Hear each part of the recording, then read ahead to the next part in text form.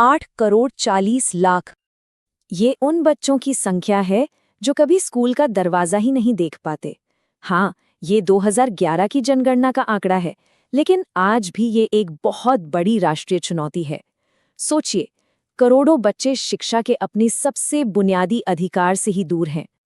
तो इतनी बड़ी चुनौती के बीच दक्षिण भारत का एक राज्य केरल एक ऐसा रास्ता दिखा रहा है जो शायद शिक्षा की पूरी तस्वीर ही बदल कर रख दे।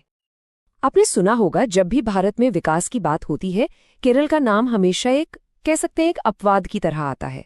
और इसकी सबसे बड़ी वजह है शिक्षा पर इसका दशकों पुराना जोर, जिसे दुनिया आज केरल मॉडल के नाम से जानती है। देखिए, केरल का ये कदम कोई रातों रात लिया गया फैसला नहीं है।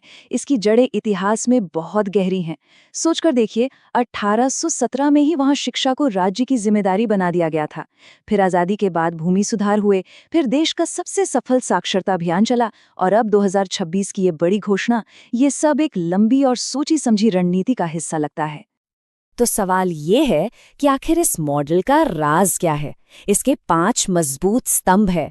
पहला, सरकार की पूरी जिम्मेदारी। दूसरा, बेहतरीन शिक्षक। तीसरा, सरकारें बदलती रहीं पर नीतियां चलती रहीं। चौथा, फंडिंग सिर्फ ऊपर से नहीं बल्कि लोकल लेवल से भी आती है। और सबसे खास बात, शिक्षा को अकेले नहीं बल्कि स्वास्थ्य और पोषण से जोड़कर देखा जाता है। यही वो फॉर्मूला है जो केरल को बाकियों से अलग करता है।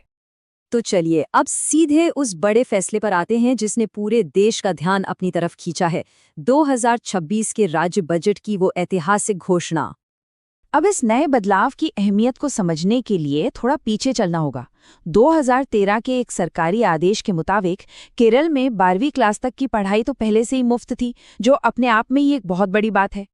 लेकिन 29 जनवरी 2026 को केरल ने एक ऐसा कदम उठाया जिसने शिक्षा की कहानी में एक बिल्कुल नया पन्ना ही जोड़ दिया।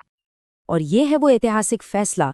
केरल अब सरकारी और सहायता प्राप्त आर्ट्स और साइंस कॉलेजों में अंडरग्रेजुएट डिग्री को पूरी तरह से मुफ्त कर रहा है। ऐसा करने वाला ये भारत का पहला राज्य बन गया है। मतलब अब शिक्षा सिर्फ स्कूल तक ही मुफ्त नहीं बल्कि कॉलेज तक मुफ्त होगी। और बात सिर्फ ट्यूशन फीस माफ करने तक ही नहीं है, ये एक पूरा सपोर्ट पैकेज है। जो छात्र पीएचडी कर रहे हैं उन्हें रिसर्च के लिए हर महीने 15,000 रुपए की फेलोशिप मिलेगी। और तो और स्कूली बच्चों के लिए 15 करोड़ रुपए का दुर्घटना बीमा भी रखा गया है। तो ये शिक्षा को सुरक्षित और आसान बनाने की एक पूरी योजना है।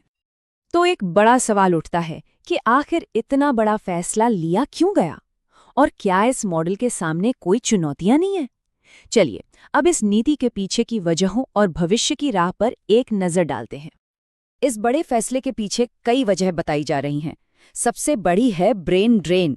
एक अनुमान के मुताबिक हर साल केरल से करीब 8,000 करोड़ रुपए बाहर चले जाते हैं, क्योंकि छात्र बेहतर पढ़ाई के लिए दूसरे राज्यों या देशों में चले जाते हैं।